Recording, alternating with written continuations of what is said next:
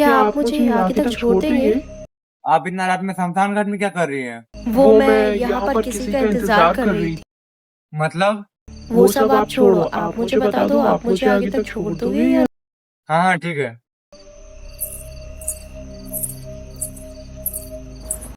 ऐसे आपने बताया नहीं आप यहाँ शमशान घाट में क्या कर रही हैं? इंतजार। मगर किसका? मेरे पति का। अपने पति का? आपके पति मर गए हैं क्या? नहीं, मरी तो मैं हूँ।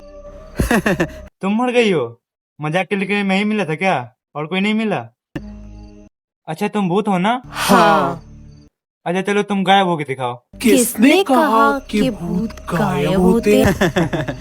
होते हैं मैम, होते हैं। मंगल भावनया मंगल